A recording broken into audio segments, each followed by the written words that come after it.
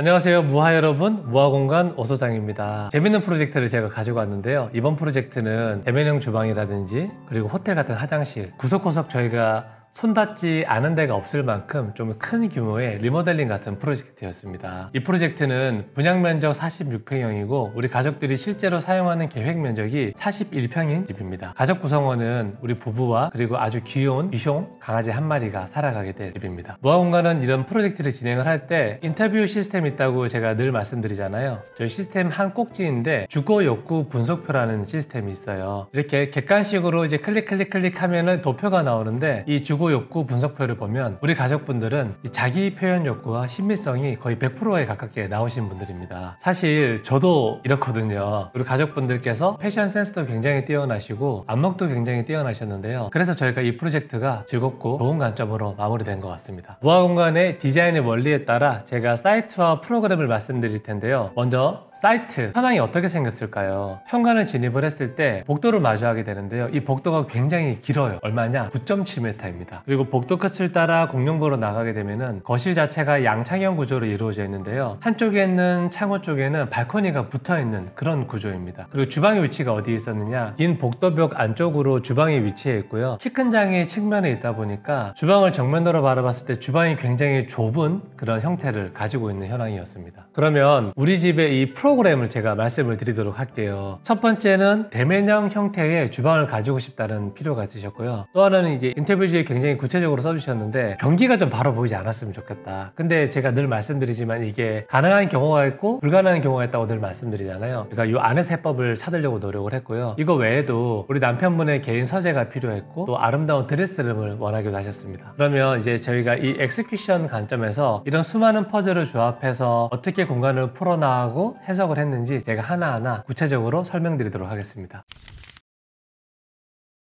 이 당시에 지어졌던 집들이 대부분 그렇지만 바닥도 타일 마감이고 좀 과한 아트월 장식, 유광으로 이제 도장이 되어 있는 장식 패널들과 뭐 가구 도어들이 붙어 있는 상황이었습니다. 그리고 거실 같은 경우에는 또 금속으로 이렇게 우물청장 프레임이 만들어져 있습니다. 이걸 제가 말씀드리는 이유가 그때 당시에는 이게 굉장히 고급스러운 것들이었을 거고 이렇게 분양을 했겠죠. 근데 십수년이 지나면서 요즘 트렌드와 감성에는 맞지 않기 때문에 이런 걸 교체하는 걸 원하시는 것 같습니다. 이런 집들이 철거량이 보통 집들의 2.5배 이상 나옵니다. 그걸 감안하셔야 공정이라든지 예산 계획을 하시는데 참고하실 수 있을 것 같아요.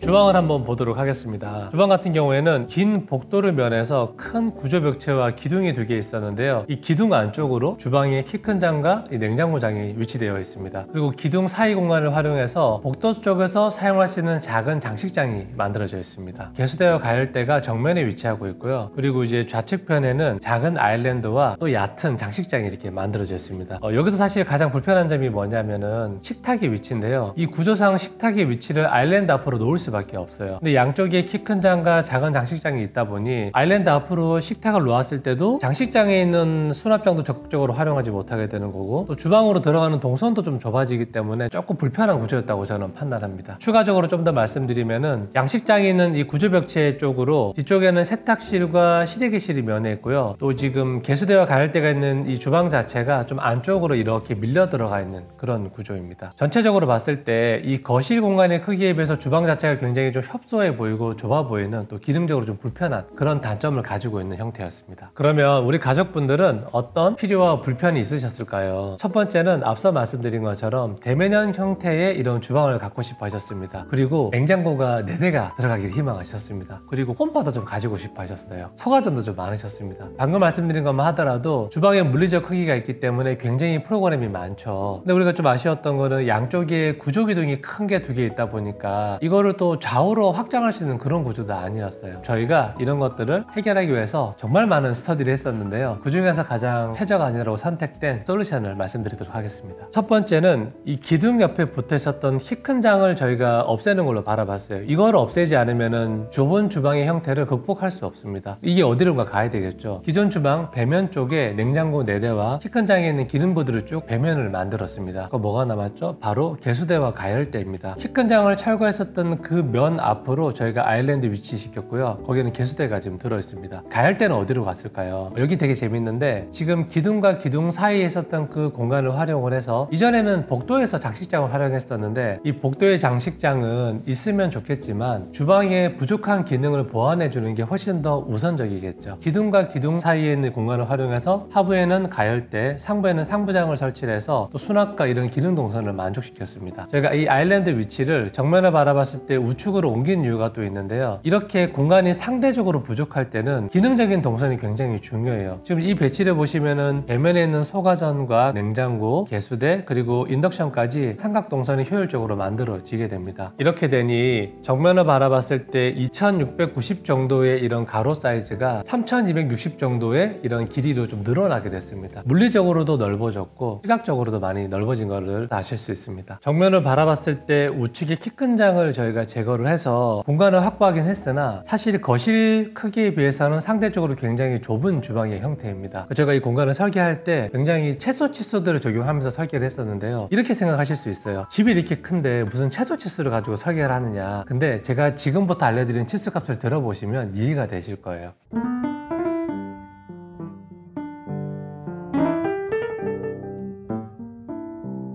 첫 번째 제가 X축의 이 치수부터 말씀을 드리도록 하겠습니다. 기둥과 기둥 사이를 활용한 인덕션이 있는 이 공간 같은 경우에는 가로 길이가 650이에요. 그 다음에 싱크대 사이에 있는 공간이 망장에 들어가는데 400입니다. 그리고 싱크대 자체의 길이는 1040이고요. 그리고 식세기가 세트로 붙어가야 되겠죠. 600입니다. 반대편에 통과 동선 빼고 또 뭐가 있을까? 홈바가 또 길게 배치되어 있죠. 홈바 같은 경우에는 올라가는 집게에 따라서 작게는 400부터 길게는 500 정도까지 만들기도 하는데요. 여기에는 430 정도가 적용되어 있습니다. 그러면 주방으로 진입하는 이 동선이 저희가 여러 영상에서 말씀드릴 때는 900 정도가 확보되면 좋다고 말씀드리는데 여기 같은 경우에는 그렇게 치수값을 줄 수가 없어요. 왜냐? 주요한 기능 공간들이 먼저 우선이기 때문에 저는 통로를 조금 줄이는 걸 선택을 했습니다. 홈바에 있는 아랫단에 있는 하부장의 수납이 상시로 여는 구조가 아니고 그리고 또 지나가는 거리가 굉장히 짧아요. 저희가 이 비례를 고려해서 830 정도 되는 통과 동선을 만들었습니다. 그리고 여기에 꿀팁이 하나 있습니다. 홈바 집기가 올라가는 부분만 살짝 앞으로 돌출되어 있죠. 보통 이제 무아에서 보여드렸던 많은 홈바의 방식이 키 큰 장 큰 면이 있고 이 면의 가운데를 파내어서 홈바를 만드는 구조를 많이 보여드렸습니다. 근데 여기 같은 거는 어떻게 되어 있죠? 집기가 올라가는 하부장 말고는 저희가 한 뎁스 밀어 넣어서 300mm 깊이로 만들었습니다. 이런 디자인의 장점은 수납을 확보하면서도 시각적으로 굉장히 개방감을 가지게 됩니다. 아일랜드의 마감 소재에 대해서 제가 말씀드리고 싶은데요. 우리 가족분들과 소통을 해보니까 이 스톤 계열의 재료를 굉장히 좋아하시는 걸 저희가 발견했습니다. 이 트레버틴 대리석을 본따 만든 세라믹으로 이 재료를 적용했었는데요. 그래서 아일랜드 같은 경우에도 저희가 전면에 수납장을 일부러 넣지 않고 측면과 전면 자체를 한 덩어리로 보이게 세라믹 트레버틴으로 디자인을 했습니다. 그랬더니 이 물 빠진 오크 계열의 우드 색깔과 크림색 계열의 트레버틴 세라믹이 굉장히 톤을 조화롭게 잘 이루고요. 이걸 이제 뉴트럴 컬러라 부르는데 굉장히 좀 안정적이고 고급스럽다는 느낌을 많이 줍니다. 저희가 이런 재료 하나에도 똑같은 오크가 아니고 정말 많은 회사의 제품들을 스터디를 되게 많이 해보거든요. 이번에 적용된 우드 패널들은 최대한 강도가 없는 것들을 저희가 스터디를 해서 적용을 했는데 따뜻하고 고급스럽게 잘 나온 것 같습니다. 여기서 끝이 아니죠. 왜냐면 우리한테는 이 기둥이 남아있어요. 이 기둥은 같은 우드로 마감을 하기보다는 전혀 다른 속성의 재료로 마감을 했으면 좋겠다고 판단을 해서 저희가 브론즈 경으로 이 기둥을 감쌌습니다. 이런 톤 자체가 어우러지면서도 사물이 은은하게 비쳐요. 시각적 개방감을 가지고 오는 장치라고 생각합니다. 정면에 달려있는 벽부등도 저희가 이런 기둥의 형태를 본떠서 브라켓을 새로 제작을 했거든요. 굉장히 몽환적이고 일체감 있게 보인다고 생각합니다. 이번에는 주방을 기준으로 이 Y축의 값을 제가 설명을 드릴게요. 큰 치수만 말씀드리면 키 큰 장의 깊이가 냉장고가 들어가야 되니 720, 그리고 키 큰 장에서부터 우리 아일랜드까지의 동선으로 활용되는 이 공간이 1400 정도로 잡았습니다. 그 이유가 우리가 진입하는 동선을 최소 치수로 잡아놨더니 안에서는 활동하는데 공간이 충분히 필요해야 된다고 생각했어요. 그리고 아일랜드의 깊이가 870, 좀 얕게 만들었죠. 가로로는 좁지만 세로로는 깊이감을 가질 수 있고 동선이 충분히 나올 수 있도록 그렇게 치수값을 잡았습니다. 아일랜드 쪽으로 수납 공간이 많지 않기 때문에 저희는 이 배면에 굉장히 효율적인 수납을 위해서 고민을 많이 했었는데요. 정면을 바라봤을 때 좌측편에 삼성 키친핏 인피니티 냉장고라고 부르죠. 표면 질감이 너무 좋아서 제가 좋아하는 제품이기도 합니다. 나란히 4대를 배치하고 그 다음에 오븐장, 그리고 여기에 이제 소가전장이 있는데요. 여러분 쳐다보시면 보시면 재밌는 게 하나 있어요. 가로로 긴 이 장이 있죠. 얘가 이제 문을 건드려서 얘가 살짝 열리면은 얘 폴딩처럼 집어서 넣을 수 있는 것입니다. 그리고 아랫부분에는 인출식 서랍장이 되어 있어서 소과전을 넣었다 뺐다 할 수 있는 그런 구조로 설계를 했어요.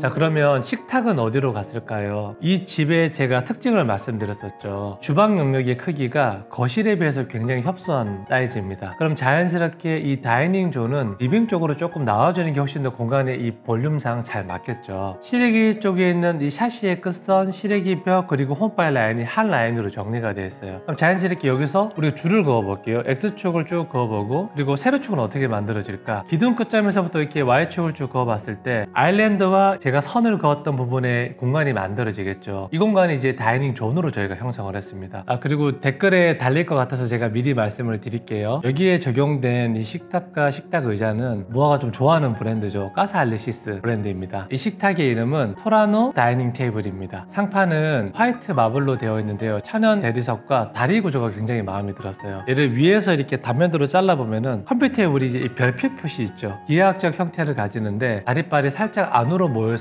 이 무거운 상판을 지탱하고 있어서 상하부의 밸런스가 굉장히 좋다고 생각을 해요. 식탁 의자는 똑같이 우리 까사 알리시스의 제품이고요. 벨 다이닝 체어입니다. 원단이 벨벳으로 되어 있는데 이 금속 프레임이 좀 날씬해서 어디나도 좀 잘 어울리는 구조기도 하고 앉는 엉덩이 부분이 조금 넓어요. 그래서 장시간 앉아 있어도 착석감이 굉장히 좋은 의자라고 생각합니다.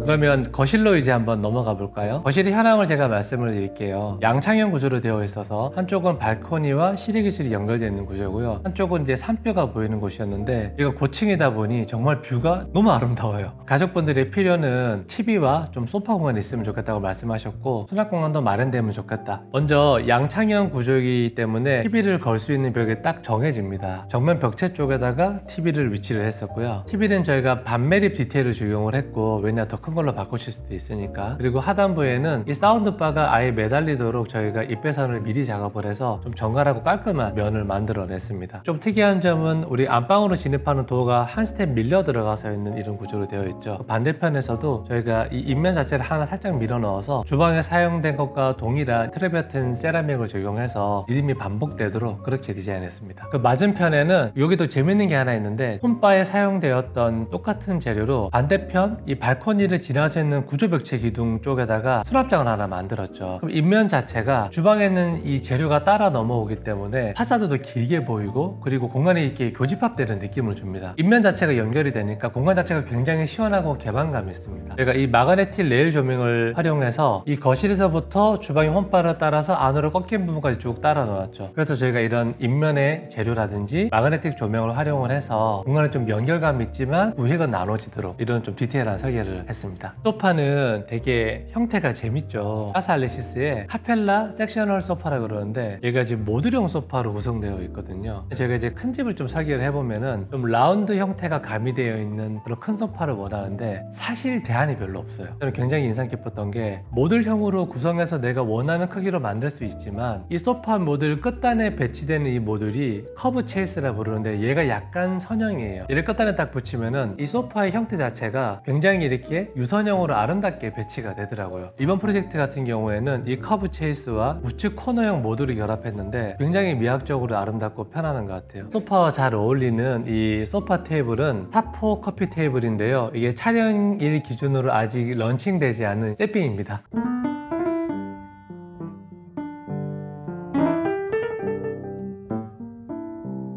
그럼 이제 안방부를 제가 소개를 해드릴 텐데요. 안방의 이전 모습은 어땠을까요? 평수에 맞춰서 꽤 큰 안방이 조성되어 있었고요. 이제 존재감이 매우 강한 이런 붙박이장이 있었습니다. 그러니까 우리 가족분들은 어떤 필요를 가지고 계셨을까요? 첫 번째는 침대에 누워서 빔으로 영화를 좀 볼 수 있는 공간이 되면 좋겠다고 말씀하셨습니다. 또 하나는 공간이 상대적으로 크니 더블 베드를 이렇게 양쪽에 놓고 사용하고 싶어 하셨어요. 근데 이걸 종합해보면 뭘까? 호텔 침실 같은 이제 그런 공간을 가지고 싶어 하셨습니다. 보통 호텔 가시면은 헤드월이 쫙 깔려 있고 거기에 이제 매트리스나 침대가 붙어 있는 구조이죠. 저희가 헤드월을 지금 제작을 했는데 거실에 사용됐었던 물 빠진 그 예쁜 오크 색깔의 이런 패널들이 똑같이 이용을 해서 혼합 매너가 좀 이어지도록 저희가 디자인을 했었고요. 이번 프로젝트는 저희가 헤드월 깊이를 좀 깊게 만들었습니다. 우리 가족분들께서 빔으로 영화를 보고 싶다고 제가 말씀드렸잖아요. 그래서 저희가 인 프로젝트가 올라갈 수 있는 깊이를 확인한 뒤에 그 깊이를 확보해 드렸고요. 물론 이렇게 선이 하나도 안 보이는 이유는 헤드월 안쪽으로 입배선이 다 이미 연결이 되어 있다는 의미입니다. 저는 설계 단계에서부터 빔 프로젝트의 가시거리 도표를 활용을 해서 위치를 좀 먼저 결정을 한 다음에 공간이 나오는지 안 나오는지 먼저 검토를 합니다. 그리고 이 침대는 모션 베드가 적용되어 있는데요. 침대를 이렇게 각도를 세워서 가운데 협탁에다가 이제 팝콘이나 뭐 맥주 같은 거 좀 올려두고 공포 영화 한 편 딱 틀어놓고 이불 좀 뒤집어 쓰고 이제 같이 보면 굉장히 재밌을 것 같다는 상상을 해봤습니다. 그 가운데는 이제 또 간접 조명을 제어할 수 있어야 돼서 저희가 함께 사용하시는 가운데 협탁 부분에 스위치를 만들어서 이 온오프를 할 수 있도록 제작했습니다. 그리고 침대 맞은편에는 붙박이장을 이렇게 만들어 드렸죠. 그럼 스크린은 어디에 있을까? 천장 내부에다가 이렇게 매립을 시켜놨어요. 얘가 전동으로 작동을 하니까 내가 영화를 볼 때는 버튼을 누르면 스크린이 천천히 내려오고 또 보고 났을 때는 또 올라가 있으니까 안방이 깨끗하게 유지가 되겠죠.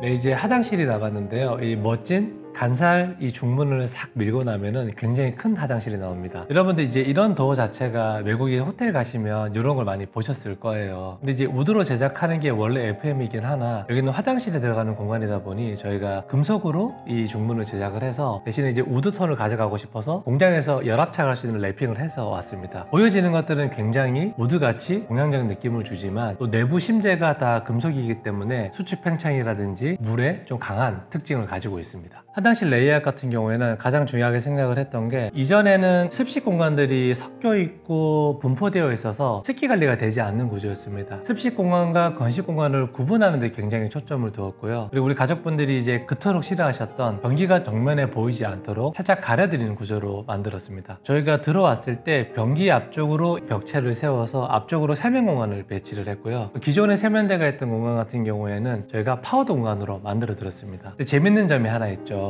세면대에도 사실 세수하고 났을 때 내가 얼마나 상태가 괜찮은지 거울을 봐야 되잖아요. 거울을 많이 부착을 하겠죠. 근데 파우더의 기능도 거울이 꼭 필요하죠. 양쪽에 거울이 배치되면은 이 거울이 서로 무한 반사돼서 굉장히 무서워요. 자, 보시면은 파우더 공간과 이 세면대 공간의 거울이 서로 마주보지 않게 교차되게 만들어 놨죠. 파우더 공간 속에서 이제 거울로 우리가 상부장을 만들어 드리고 반대편에 있는 거는 대칭이지만 가구 패널로 만들어 두고 있죠. 수납도 가능하지만 서로 거울이 교차되지 않으니 아까 말했던 내 얼굴이 반사돼서 그 약간 무서운 감정을 좀 상쇄시킬 수 있도록 저희가 이렇게 위치를 조정해 놨습니다. 파우더 옆에 보시면은 사선으로 만들어진 이 유리 샤워 부스 도어가 있죠. 이게 되게 재밌습니다. 자, 보세요. 저희가 습식 공간을 한 군데를 몰아야 습기 관리가 된다고 말씀드렸잖아요. 그랬을 때 사선으로 만들지 않고 만약에 지금 수납장에 있는 이 벽체를 따라 일직선으로 만들었으면은 욕조는 가능했으나 샤워가 불가능했을 것이고 그리고 또 샤워 공간의 크기에 맞춰서 이 벽체를 세웠으면은 변기로 가는 동선을 아예 사용할 수가 없겠죠. 저희가 이것들을 고려할 때 이 벽체를 주출입구를 사선으로 만들고 안쪽에 습식 공간인 샤워와 욕조가 한 군데 공간으로 모여질 수 있게 만들었습니다. 이런 부분을 설계를 할 때는 도어의 회전 반경이라든지 그리고 물이 넘치지 않는 어떤 단차라든지 이런 것들을 되게 치밀하게 고려해서 저희가 만드는데요. 굉장히 유니크하고 기능적인 공간이라 생각합니다. 그리고 이 습식 공간 같은 경우에는 아내분이 굉장히 원하셨던 프리스탠딩 욕조가 놓여져 있는데요. 굉장히 또 미학적으로 호텔같이 또 아름다운 느낌을 주고요. 그리고 또 간접 조명이 형성돼 있어서 불을 끄고 입욕을 하실 때 되게 아늑한 느낌을 가지실 수도 있습니다. 욕조 공간 같은 옆에는 저희가 살짝 벽체를 밀어 넣어서 샴푸나 입욕제나 이런 것들을 좀 세워두실 수 있도록 그런 공간도 따로 조성을 해드렸습니다. 이 세면대에서 변기로 가는 그 동선 우측에는 굉장히 큰 사이즈의 수납 공간을 만들어 드렸는데요. 사실 화장실 안에 이런 수납 공간을 만들기가 쉽지가 않죠. 안쪽에는 뭐 청소용품이라든지 휴지 그리고 샤워 가운 같은 이런 것들을 충분히 수납하실 수 있도록 제가 만들어 드렸는데요. 했는데요. 굉장히 효용 있게 잘 만들었다 생각을 하고요. 변기 공간을 보시면은 굉장히 아늑해서 내가 볼일 볼 때 심리적으로 되게 편안한 감정을 느낄 수 있을 것 같습니다. 그리고 물 청소를 가끔 할 수도 있으니까 저희가 이제 바닥 단차를 살짝 내려서 물이 오버플로우 되지 않도록 이렇게 디테일을 적용을 했고요. 자, 그러면 이제 우리가 거실 화장실도 잠깐 짧게 설명을 드릴 텐데요. 이 거실에 있는 공용부 화장실은 안방 화장실에 비해서 매우 작습니다. 가족분들 외에 손님들이 사용하시는 공간이라 저희가 좀 쿨톤을 적용을 했어요. 변기 뒷벽 같은 경우에 저희가 수직으로 이렇게 대칭을 만들어서 스카이블루의 포인트 타일을 적용을 했고요. 또 가운데는 조명이 되게 클래식하게 들어가 있습니다. 그리고 이 세면대와 이 세면대 거울도 스카이블루와 그리고 좀 클래식한 이 거울을 이용해서 약간 클래식함을 담고 있는 그런 공간으로 설계를 했습니다.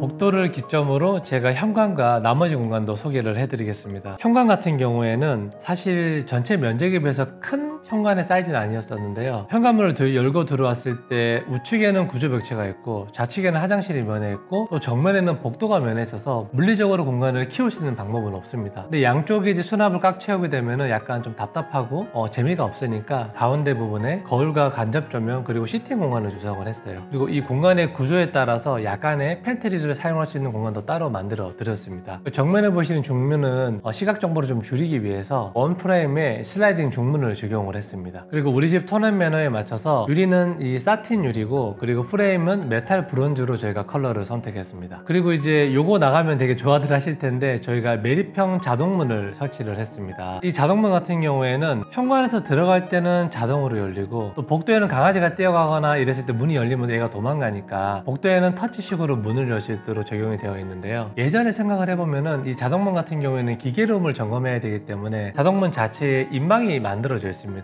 이걸 열어가지고 점검을 하는 구조죠. 이 자동문은 리니어 구동 방식으로 되어 있어서 이 레일 하부에서 점검이 가능한 구조입니다. 그래서 시각적으로 굉장히 정리된 느낌이 듭니다.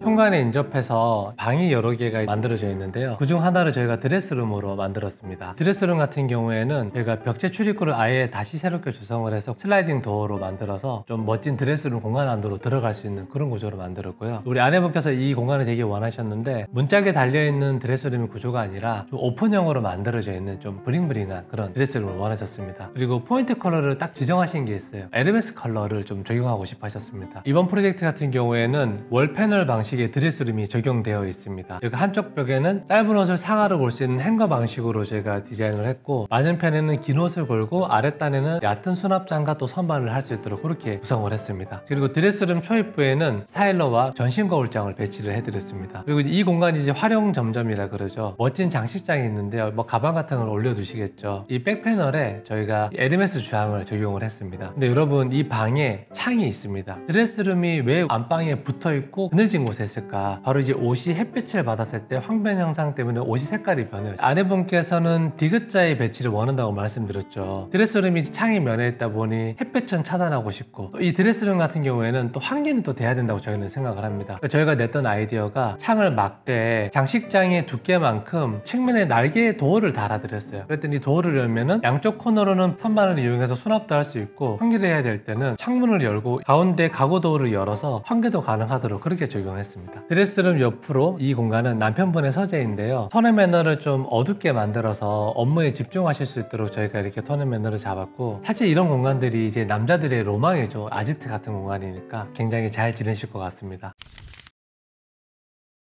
여러분 어떻게 보셨나요? 이번 프로젝트는 타워형 구조여서 구조가 일반적이지 않죠. 저는 이렇게 생각합니다. 모두가 다 이런 구조 변경을 대대적으로 해야 되느냐? 그렇지 않다고 생각해요. 삶의 시기에 따라서 이런 걸 할 수 있는 시기가 있고 또 그렇지 않고 가볍게 해야 되는 시기가 있으니까 제가 이런 거 보여드리는 이유는 이런 요소 원리를 잘 파악하셨다가 사용할 만한 게 있다 이런 게 있으시면 이걸 잘 갖다 쓰셔가지고 우리 구독자분들도 나다운 공간, 우리 가족의 역사를 담는 공간 이런 좋은 공간에서 살아가셨으면 좋겠습니다. 저는 그러면 다음에 재밌고 유익한 영상으로 찾아뵙겠습니다.